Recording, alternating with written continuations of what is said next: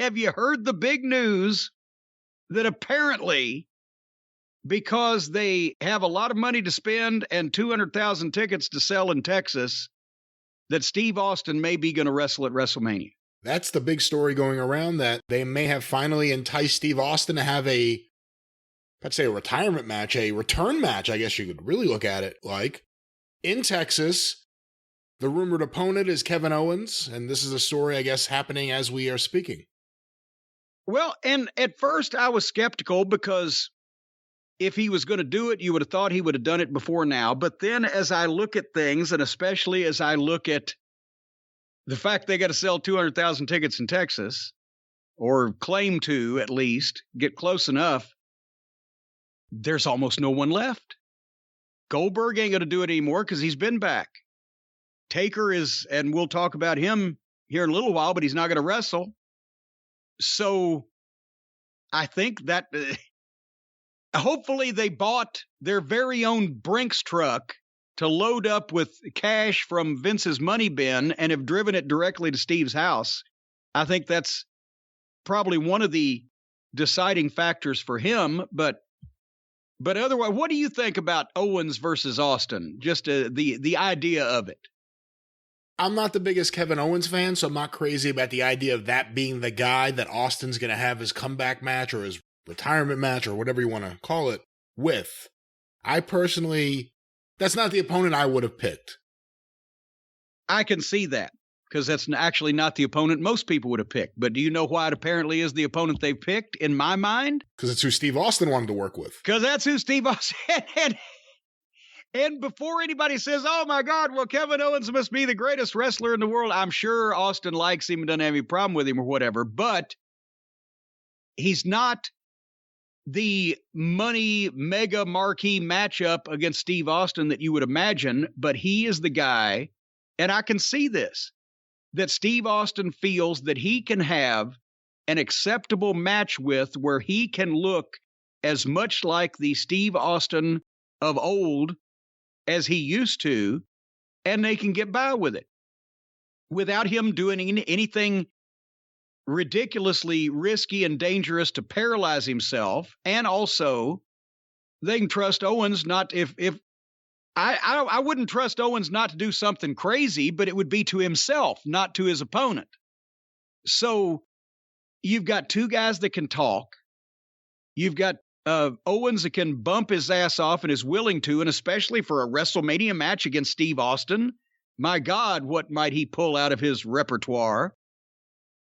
And you've also got somebody that's a good enough worker and also not crazy enough to go into business for himself or try to do something, off the beam because he gets carried away. Owens will be on his best behavior. It's perfect. And Austin, against a heel like Owens, that the people just want to see him get his ass kicked, Austin can be Dick the Bruiser. I mean, if it was a match against one of his old rivals, then you'd have the problem that both of them would be the same age. Or if it was a match against one of the top guys of today, I mean, can you see Steve Austin versus Bobby Lashley? Austin would turn that down, not because he would think Lashley would hurt him, but because they couldn't have physically the kind of match that Steve Austin would have with a guy like Bobby Lashley, and have to take the things and give the things, etc. But with Owens, like I said, he can be Dick the Bruiser if he wants to be. And a lot of smoke and mirrors, the right moves in the right place. The promos will more than accomplish the mission of building it up.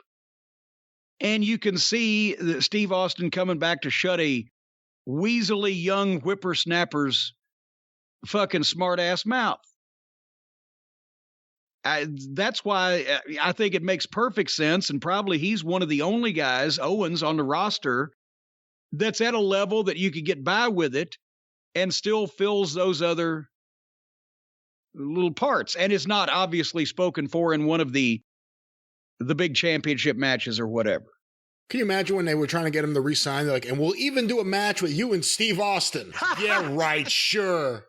And here it is. And there you go. And A lot of people have speculated, and I've always thought that that Austin was probably not going to do it, just simply because he knew he could get a huge 7-figure plus payoff. But he's particular about how he's seen. He didn't want to be a guy that came back and let people down, or couldn't live up to it, or couldn't do the match that Steve Austin needed to do. He didn't want to leave people with that taste in their mouth. But with this and with Owens, for the reasons I mentioned, and also obviously if it does happen, it's because Austin, it's not like he just said, okay, and I'll start working out and getting in shape next week. If we're talking about it now, he's already pretty much figured out that he can do what he needs to do here without an unacceptable risk. So whether, he put a ring in his barn, whatever the case. Without knowing any of the details, if you had to just bet on it, biggest single one-night purse for a wrestler? Well, it's got to be close. And without knowing the payoff structure or et cetera for this Saudi Arabia business, when they've obviously a couple of times we've mentioned, the Undertaker is one of them, probably paid a record-setting amount of money for a couple of different people on these Saudi Arabia shows, because that's thrown the whole. Obviously, the people in Saudi Arabia are not making their money back just in cash at the gate or in whatever streaming rights or whatever. They're not making their money back on that show. They don't need to.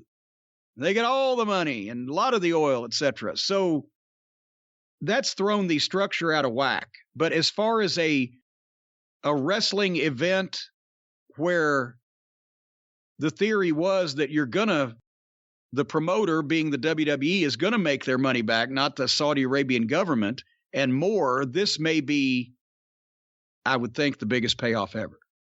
Kind of have to demand it if you're Steve Austin, don't you? I mean, I would think. There's nothing bigger. The Rock has come back several times. There is no one bigger than Austin. I mean, Hogan coming back wouldn't even be anywhere close to this. Well, now, Rock coming back next year, if he does, to put Roman Reigns over, would have a price tag of similar to Steve Austin coming back now. But that's the thing is that the pay structure now for something like this is uncharted water in wrestling. Do you think Steve Austin will be hands-on with the booking of the program, we assume, leading into WrestleMania? And how big of a concern would that be? You don't want to be another guy in another stupid segment on this show. How do you maintain the aura and the mystique of Steve Austin leading into WrestleMania, knowing what Raw is like? I don't know if he'll be hands-on with creating the creative. I know that he will be hands-on in vetoing any of the creative that sounds crummy. I'm starting to do Claude Cooper, the kleptomaniac from Cleveland, copping the clean copper clappers kept in the closet. But Clara Clifford, the cleaning woman, ratted him out. Anyway, Austin at one point, remember, he even did an interview where he said, it's not my job to come up with shit, right? And that was the problem when he walked out the time before. Well, they wanted to give him and Brock away on free TV for the first time ever. And have him lose. And yes, and then they wanted to have him work a match with Jonathan Coachman on Raw at one point. He will veto shit that's just outright ridiculous. But I think what it'll be is, instead of him, I don't think that he's going to be a guy like CM Punk who wants to be intricately involved, and for good reason, with everything that he does. I think he is going to want to have them come up with something that he wants to do. And then he will fill in a lot of the shading and the colors and the et cetera, after they've got, and obviously at this point, they better have something he's already agreed to, because they can't do it last minute if he says, fuck it. So I think that's what it'll be. I think that if it's got this far that everybody's talking about it in this manner, then they've already agreed on the gist of something that they're going to do, and that he's going to flesh it out with the guy he's doing it with when they get there. But he likes the destination and the direction, but I'm sure Austin will have some places to stop off along the way. But if it was a a place he didn't want to go or a route he didn't want to take to get there, he wouldn't have a problem with saying, no. This is kind of the last chance, too, I would imagine, to do this match. He's not getting any younger. Yeah, this is going to be interesting. Yeah. And it'll be a comeback and a retirement, probably. Although, then the natural thing is going to be, if they get him to do one, then they're going, well, come to Saudi Arabia. Oh, the people have said they'll carry you into the arena on a gold-plated throne or whatever. But so we can't say it's going to be the last one, but it will probably be one of the very few, if not the last. And after you get off that throne, Cody will smash it. But I tell you what, if Steve Austin is coming back to the WWE for WrestleMania and waiting in the wings is the social justice warrior himself, Cody Rhodes, well, the people in the WWE, Brian... What?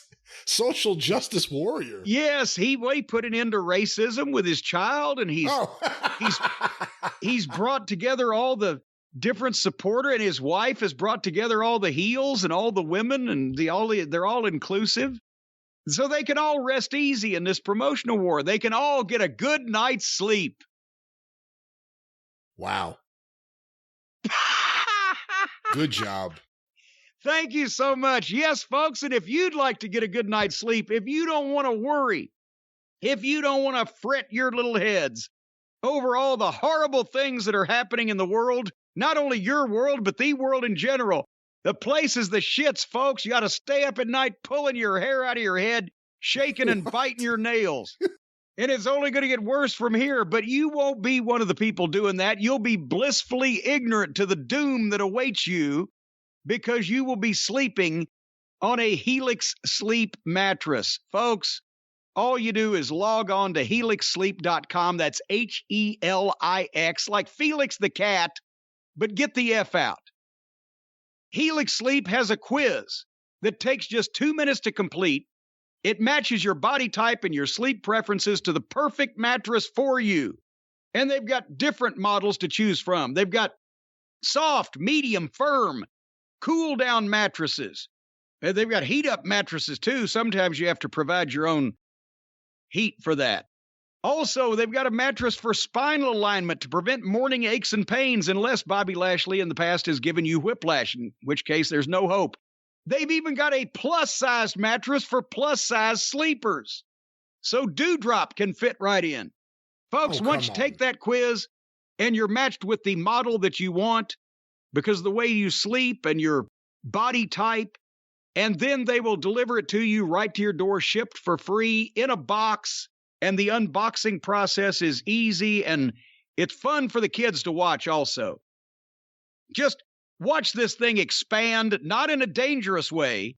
It doesn't make any sudden moves, but it'll just right up, and there you go. And they've got a 10-year warranty. You get tried out for 100 nights risk-free. They will even pick it up for you if you don't love it. So make sure, if you're not going to like it, don't get a lot of DNA on it, because they're going to have to pawn this off on some other unsuspecting sucker. But if that's not how it works. Everyone gets a fresh, brand new mattress. You get a brand new one. Even if they send it back, they just eat that, right?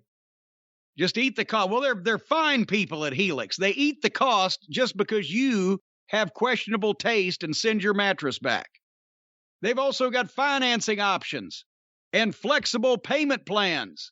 Depending on how flexible you are, they can take your right arm, stick it around your left shoulder blade, and stick it right up your own ass. And that's how you'll reach for your wallet, folks. But, again, Helix is offering up to $200 off all mattress orders and 2 free pillows for our listeners only at helixsleep.com/JCE. That's helixsleep.com/JCE, up to $200 off all the mattress orders and 2 free pillows. So shut all the doom and gloom in the world today out of your life. Sleep well on a Helix mattress. You'll be blissfully ignorant of the horrible cataclysm that awaits you. All right, well, that's a real doom and gloom spot if I've ever heard one.